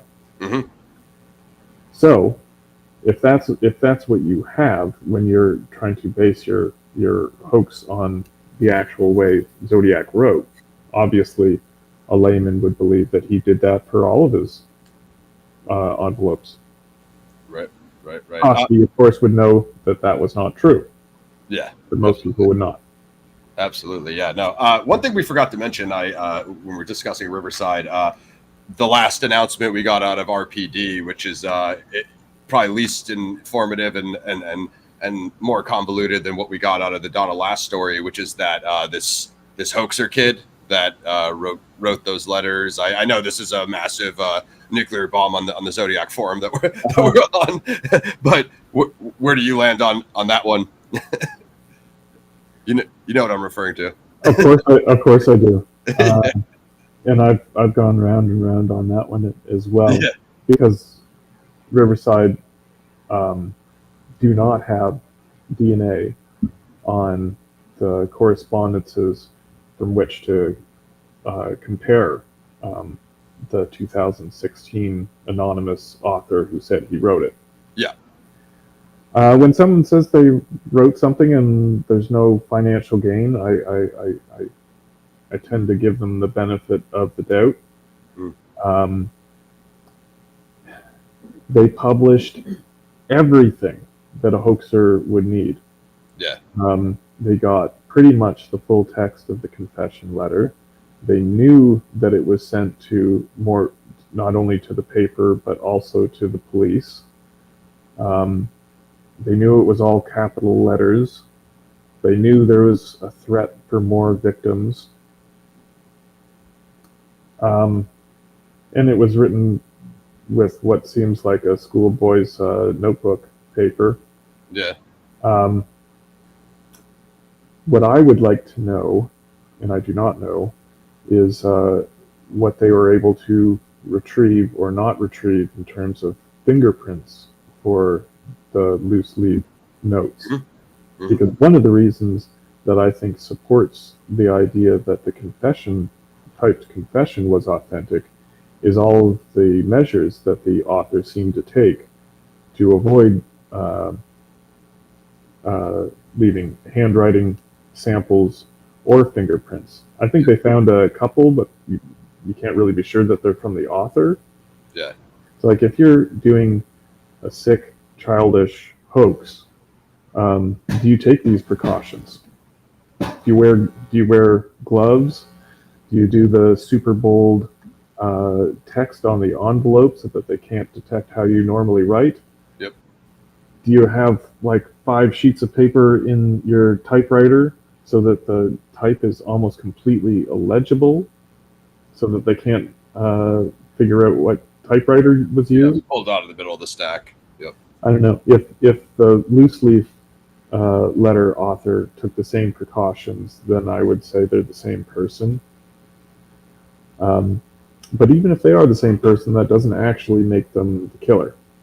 Right. Exactly. See, that's what I was coming to earlier. I mean, as far as the admitted hoaxer in the RPD announcement, I mean, what would do it for you if they could sit? Because it kind of left out what you said there, which is DNA linkage, that they went to that kid's house and tested him and matched it to the stamps or the envelope. I mean, all we have this mitochondrial DNA from the hair. Yeah. If that is consistent with this alleged hoaxer, then that would be compelling. Wouldn't be true, but it'd be compelling. Yeah, for sure. Okay, we got a little bit off the beaten path, guys, but it's all good. This is we said we were going to do this. This is Zodiac Files. I'm just going to do this 78 letter, and then we can go on to maybe do a little Eureka. Dear Channel 9, this is the Zodiac speaking. You people in LA are in for a treat. In the next 3 weeks, you are finally going to have something good to report. I have decided to begin killing again. Please hold the applause. Nothing is going to happen until I do. You people just won't let me have it any other way. I plan to kill 5 people in the next 3 weeks. Chief Piggy, what does that say? Daryl Gates? Fix. Yep. What does this say? FX Chief Piggy, Ed Davis, Pat Boone. His theocratic crap is an obscenity to the rest of the world. Channel 9, also Elridge Cleaver. Gonna skip that. Didn't know that was in there. Got to get their 20% quota after all. And Susan Atkins, the Judas of the Manson family. She's gonna get hers now. Hey, you actors, this is your lucky break. Remember, whoever plays me has his work cut out for him. See you in the news. And that's kind of like the Dirty Harry thing that we were saying. But you know, again, we have quite a different tone here with the theocratic and obscenity. You know what I mean? It's like a totally different direction than the other stuff. I mean, some parallel, but yeah, that's, I don't know, that I don't see Tosky writing that. or was he accused of the other 78? He was accused of the one that came a week earlier. That's Okay. The one that had the big news on it. And he had not been accused when this letter came out. It was a good month after, I think. Yeah, that's July. Okay, so that one was like was a maybe. Wouldn't mind finding that one, 1978. I'm sure Richard has in-deep analysis on that. He sure does. And it's interesting. I think the links he made are legit, but I'm not sure that they actually point towards Zodiac. They're pointing to someone who has seen the coverage of the Oscars. There's probably too many coincidences in there to dispute Richard's theory about the specific details and names that come out here during all of the Oscar coverage of the year. Oh wait, 87. Okay, so I was looking for the City Pig Toshki thing, right? I don't know. I'm not finding it. That's 87. So he's got the Sacramento Highway stuff on here. Oh, 86. Wait a minute. Why did this even come up? I was looking for. It's not connected. 78. The continuing. Sorry, what? They're all connected. Yeah. One way or another, or at least tentatively connected, and that's why if you look at on any of the sections on Richard's site, they're all going to be discussed because it's one detail from this one. Yeah, he's carrying it over. Yep, you have to discuss them all for sure. Like I see that April 24th thing, but I'm not sure if I'm looking at the right thing. What is this? Here's Zodiac Killer facts. Okay, here it is. This is we'll go with this. This is our good friend Butterfield. We'll go with this one. Boom. And I'm not sharing it, but now I am. Yep, there you go. This is Zodiac speaking. I am back with you. Tell Herb Kane I'm here. I've always been here. That City Pig Toski is good, but I am smarter and better. He will get tired, then leave me alone. I'm waiting for a good movie about me. Who will play me? I am now in control of all things. Yeah, I mean, he kept bringing that up. Who will play me in the movie thing, which is obnoxious. Usual Zodiac. Yeah.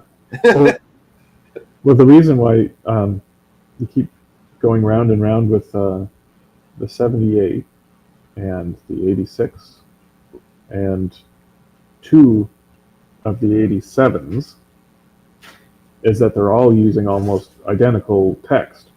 Mm-hmm. They're quoting from this letter that was widely published as being a hoax. Mm-hmm. And one interpretation is that they're all done by the same person, and that's why they're all the same. Like the 78 one was, the 78 one was published, but the ones from the first one, at least the first one from 87, wasn't. Right. Gosh, I get them confused. Yeah, it's tough. It's difficult stuff. At any rate, so is this all the same person reiterating the same claims, or is this one or more hoaxer doubling down on the idea of making the cops say, oh, geez, maybe the 78 one was authentic, and now he's writing again in the same language? Yeah, no, that's I've heard that. I mean, I assume that you saw the Myth of the Zodiac Peacock documentary. I did. And then they came up with the AI thing at the end that basically it was the same letter writer, and then it changed. So that I guess that kind of semi-tried. I mean, it's AI, so I'm not staking my game on it, guys. But if they had excluded the 6 pages of direct quotation from the Mikado, I would think that they would have a better shot at making such an analysis. Yeah, I would agree. That would make a lot of sense. I mean, we're going to be approaching wrapping up soon, guys. If there's any more questions for Andrew, feel free to throw them in the chat. Let's do some 1990 Eureka before we get out of here. Yeah, one leading. It's another one leading to the other type of discussion. If the one he did in 1986, exactly 2 weeks after 2 people were gunned down on the Sacramento freeway. Yep. If he wrote that one in a response to the recently published Zodiac book by Robert Graysmith, then he's absolutely in play to write another letter 4 years later. Yeah. But if we don't actually have a Zodiac letter since 1974, if that's the situation we're in when considering the 1990 card, my confidence has gone entirely. Yeah, that makes a lot of sense. I like your process there. So does this Klingel fellow? He's either perpetuating a hoax because he read the book. Yeah. And giving his own highly identifiable PO box key. Yeah, that drives me crazy. In order to take the cops to his door so that he can have a laugh about it. Yeah, or get arrested for the Zodiac crimes. Yeah, neither explanation makes a lot of sense. No, I like the Klingel rabbit hole, and the best I could do is like Zodiac knew him and framed him, or you know what I mean? Because it's like, I don't see Zodiac making that mistake. Hey, here's the photocopy with the number that you could clearly reverse engineer that leads you directly to me. And the frame job doesn't really work either, because it doesn't say Zodiac anywhere on there. No one would be arrested for that. Yeah, I mean, I guess it's so. God, who was it recently? Was it Anti-Squid that was on Black Box? Did you heard what he said about that? What he said, Voight told him, I guess, on Discord or whatever. I don't want to repeat it, but that was interesting. That was an interesting angle, you know. Her name is Julia, and she is the world's leading expert on Klingel, as far as I can tell. Yeah. Even she is undecided.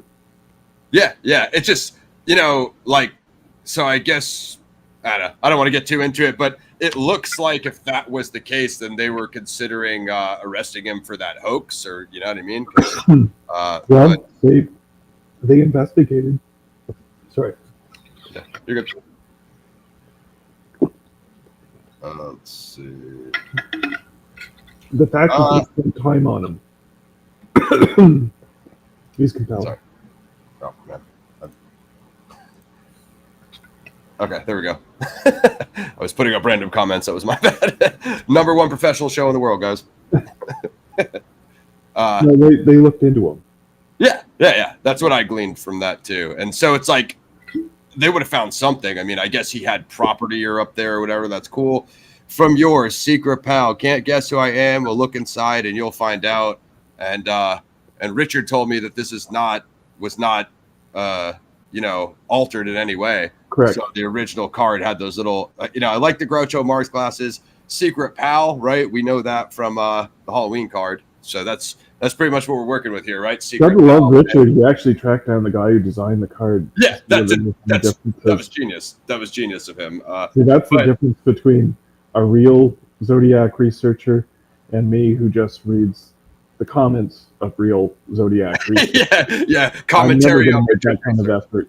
But it's great information. Yeah, and it's just so it seems like it's Secret Pal and the Groucho Marx glasses, which I like the Marx glasses. Secret Pal, yeah. I mean, I like to think that this was still in the mix. I don't get the Klingel angle, like Druzer said. It doesn't lead me in any direction. I don't unless it was some personal connection. That's the best I can do. Or unless there was something else in the card that makes sense of it that sort of fell out along the way. Yeah, or a hold. Could there be a holdback? Would there be? But it was found inside the envelope. So if they didn't lose the envelope, they probably didn't lose any of its contents. I'm surely at a loss with this one.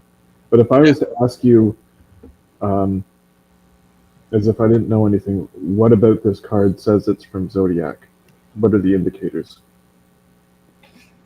Well, like we said, Secret Pal is from the Halloween card, right? And then the Groucho Marx glasses, that would be a reference to the Mikado or the Groucho version of Gilbert and Sullivan. And that's the best I could do. For the deep dive analysis, that would be zodiacciphers.com, Richard Grinnell. but if you're asking me on the periphery, but like Secret Pal, obviously there was a whole bunch of Secret Pal cards spanning decades.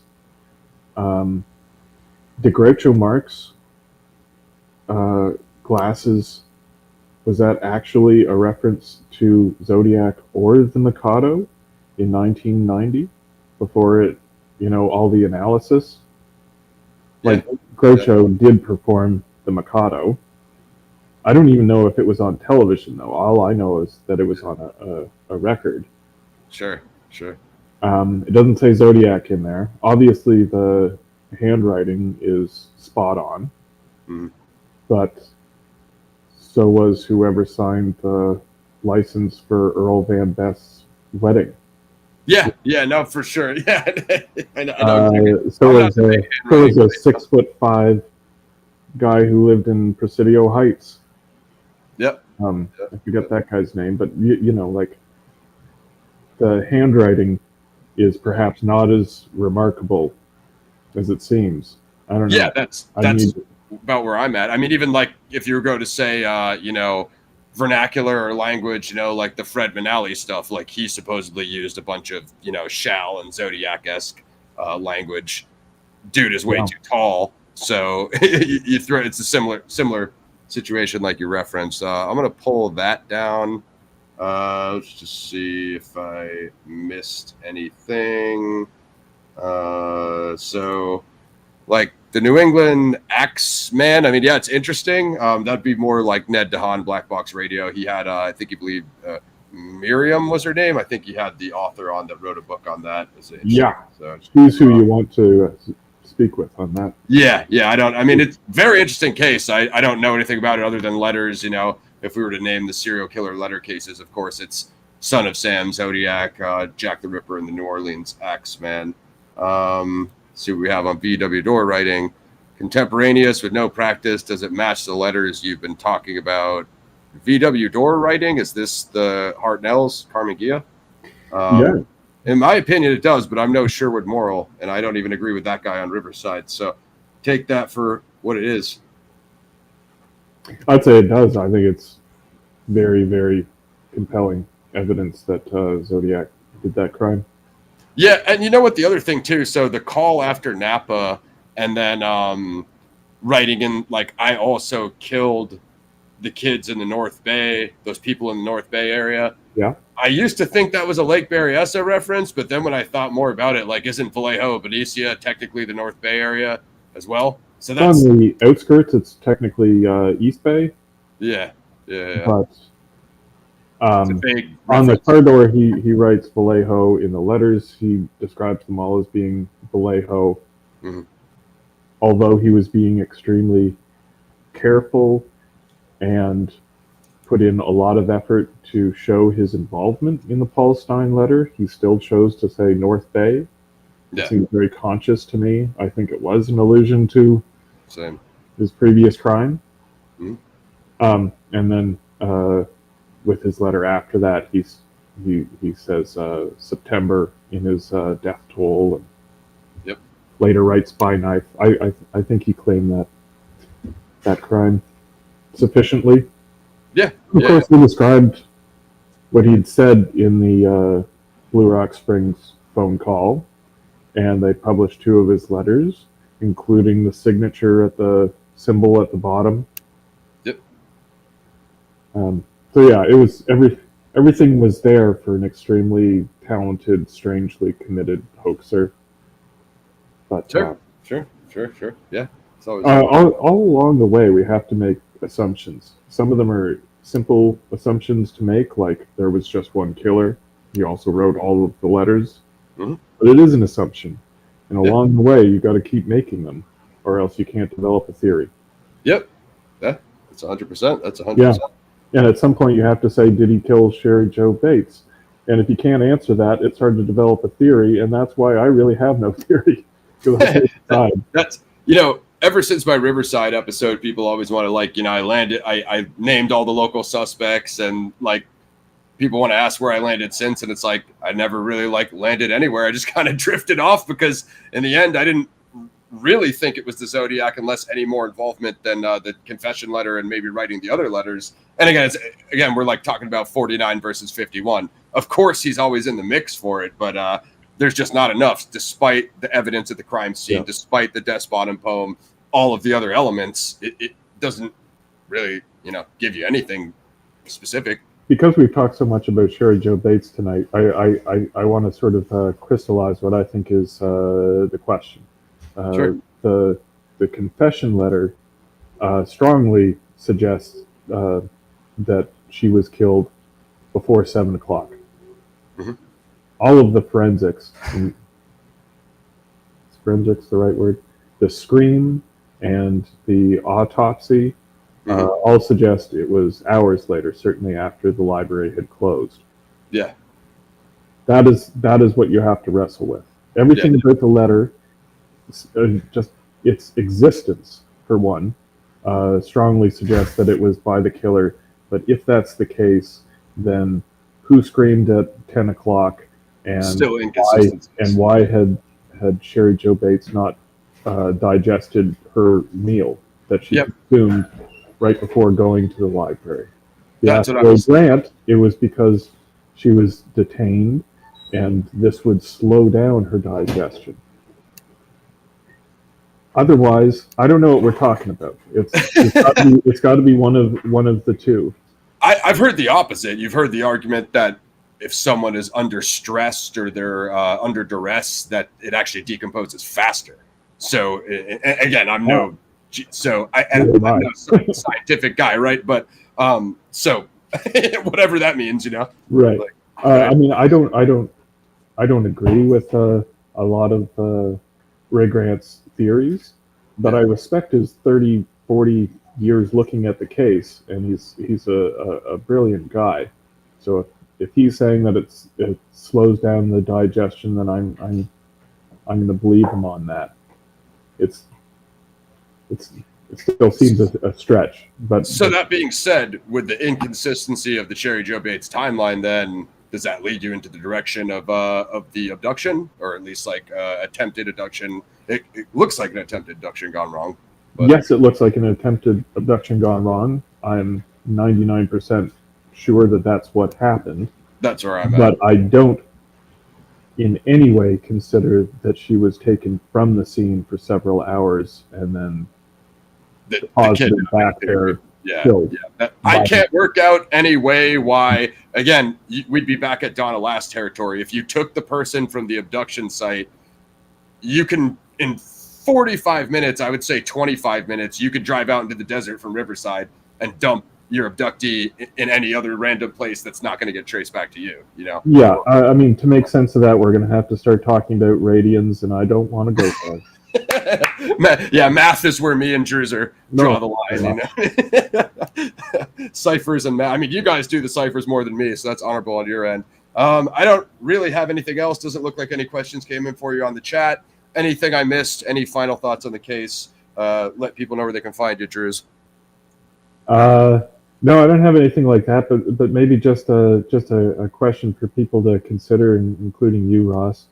Sure. If you had to decide whether Zodiac in real life looked more like a hippie or a businessman, what do you think? Well, I mean, I got him with the crew cut at Presidio Heights. That's the best I can do. So I think more of a businessman. But if you're alluding to him growing the long hair under the mask at Berryessa, or whatever you make of the Berryessa lurker, I'm going to do the typical Zodiac roundabout and answer your question by asking a question. Does that lurker at Berryessa do anything for you, or do you have that as a random? Okay, so you don't I think he's a random guy. I don't think it's not worth discussing. It's something I'd probably say I'm like 80% sure that it wasn't him. Yeah. But 20% is Yeah. I mean, me and Rich discussed it. Is it Jensen, the three sunbathing girls in that last Myth of the Zodiac documentary? She super doubled down that like he was creeping up on me in the shadows, and I got a dark vibe from him. But also he was nice looking, and like so, like the vibes didn't. I'm like, which one? 50 years ago, she didn't mention that he was hiding between trees. Yeah, and creeping up. Yeah. Okay, if that's true, then yeah, he was the Zodiac. But you're a little late with your report.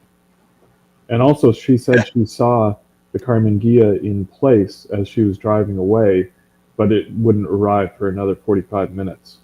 there you have it. Yeah, and that's somewhat verified because someone who Brian did know passed by and they waved back and forth.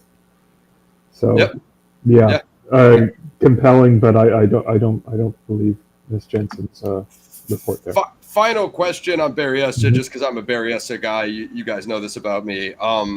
When Dr. Rayfield and his son see this shabbily dressed man trying to climb up the hill or looking awkward and turns away from them, apparently, like law enforcement, Napa Sheriff's Department, whoever, didn't look very closely into that one, kind of like what you were saying about other stuff, because they felt due to the distance that Zodiac couldn't walk or drive. But I'm like, it was the same day, so we got to look at something here, right? Did you get any feeling about that, or you think that was? Well, it's another missed opportunity. Yeah, exactly. They should have gone to the site where the lurker was looking at the girls for 45 minutes. The cigarette butts he left there. What footprints? Give us a footprint. Give us a tire track. Comparison. We had both of those.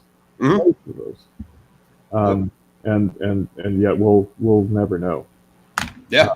So on the whole, I'm going to say I don't think Zodiac would be mistaken for someone who is 6 foot and nice looking. And I don't think he has his face unexposed for 45 minutes when he's 3 witnesses, you know? Yeah, and like obviously Zodiac had chosen the lake to go there to commit murder. That's his plan. Right, 100%. I don't. That's what I always thought. That's like a common sense approach. Okay, he completed the bonus questions. Zodiac Files, Volume 13. Andrew Druzer Gray. Get at him at Discord, the ZodiacKiller.com forum. Going to cut that share. And this is dude. I'm glad we got you on for the solo. I'm totally down for the discussion with Adam and Rich, provided we could get Rich on the UK time schedule too. Can we just do a brief teaser for that? Sure. Absolutely. There was a guy who was convicted by DNA for killing 2 women. Actually, one of them was a teenager. Right in the same spot. One of them worked at the Sahara Hotel. Mm-hmm. Both of them, Donna Lass and this woman in 1977, 7 years later, received a phone call saying that they would not make their shift. Wow. That's about as close as it gets. That's definitely interesting. Yeah. We should definitely get into that stuff. So maybe next time Drew's will bring Adam along. We'll try to get Rich if we can. Yeah. Leave your comments below, guys. What other guests you want to see? And that's pretty much it for Volume 13. Zodiac Files, episodes 5 and 6. When I get around to shooting it, you guys know how pleased I am to go take another 20-hour shoot. So when I get to it. But my schedule's cleared up. So appreciate your time, man. Thanks for coming on. All right. Thank you, sir. All right. Thank you, brother. Have a good night. Thank you. Bye. Right, guys. So there it was, Druzer. Definitely check him out on the forum. You can subscribe to the Citizen Detective podcast. Great show where they cover a host of cases, not just Zodiac. They do literally everything over there. I actually got to catch up on my stuff on there. The last one I saw was Santa Rosa hitchhiker murders over there. That was great. I want to watch what they did on Lizzie Borden. But yes, check out the Patreon. I'll have this posted. I've also been posting all the adaptations of The Most Dangerous Game. There's like over 10 film adaptations. So I'm posting the trailers in the community tab on YouTube. And I'm also posting it on my Patreon. Shout out to everybody who came through. Thank you, Holly. Cousin of David Toshke there. That's Zodiac royalty. Shout out to everybody who came through and viewed. Like, sub, share. Join the Patreon. You can click the join button below to become a member. Don't really have anybody scheduled yet, but there's always room for improvement on the schedule. Maybe the show with Drews and Adam, maybe get Richard back on, talk correspondence like we did today, but go deep dive into the Zodiac letters. Sam Blake would be nice. Of course, there's that white paper out from David Aranchak and Sam Blake. I still got to read that. So always new developments. Pretty much just thank you, everybody who came through. Thanks for watching, guys. Any final questions for me? I'll do like 2 or 3 minutes more. Get the comic book on Amazon. The Dark Rift Volume 1, Escape Earth. This is a good show. I like that one. I always like talking 78 and Count Marco, Red Phantom, Badlands. You know I'm a Badlands guy. What do you guys want me to do for movies? Do you want me to do the Zodiac Goes to the Movies series with Dirty Harry, Vanishing Point, Rampage, Badlands, and I can talk about the connections because I haven't unveiled that series yet. Plenty more movie reviews coming up. Go check out the Deadpool and Wolverine review. It's got spoilers, so don't watch it till you watch the movie. Get your merch on the Teespring, PXF Forever, #1 show on YouTube. All right, doesn't look like anything much is coming in for me, guys. But share out the show. Oh yeah, you want Dirty Harry? Okay, we can make Dirty Harry happen. We know that Vigilante Revenge Films is definitely a staple. So up next, I think me and Gaz are going to do the Fallout Season 1 next Saturday. I might have a special show on the 11th. That would be my Cobain Conspiracy Volume 1 episode with a secret special guest, huge guest, next Sunday. And then I'm going to be doing Apocalypse Now because the anniversary is August 15th. Apocalypse Now Final Cut 4K Steelbook. That will be in 2 weeks. I don't think I've seen Tarantino's review of Dirty Harry, but I'm a Tarantino guy, so feel free to send that to me, planetxfilmsmedia@gmail.com, or just hit me on the X platform under my name, PXF. I was watching Tarantino talking about Mad Max Fury Road earlier. No, Dirty Harry's great. Okay, you guys want Dirty Harry? Boom, we'll get you the Dirty Harry. Movie review in relation to the Zodiac case. What's pop quiz in the chat? What's the release date of Dirty Harry? Because if I can hit it, I'll try to get it on the. I think I checked it recently, and I may have missed it. If I can hit it, I'll get it on the anniversary for you guys because that's what we do here. Can you guys be? Oh yeah, Apocalypse Now is coming. So stand by, Joey. Apocalypse Now is coming in hot. The Dirty Harry release date is December, so it's still room to get that in before end of the year. Maybe that will be one of the last reviews of the year. 71. Okay, but I'm talking the exact date, brother. All right, guys, it's been a good show. Like, sub, share. Appreciate you guys all coming through and watching. Shout out to Druzer. More shows in the works. Maybe Adam and Druzer. Maybe Rich again. Always looking for new guests. Always trying to get new people in the mix. Zodiac Files episode 5 and 6 is coming soon. Just take a guess where we're going. Should be, I expect 5 to do very well. I think it probably will be, maybe the biggest of the episodes we've done yet for the main series. That's it, guys. I'm out. Appreciate you. Thank you all for coming through. Peace. Like, sub, share. Click join to get a membership. Get at me on the Patreon. Anybody ever wants to hit me up, talk true crime or whatever, movie reviews, whatever you want, get me on X or, email me. We're out.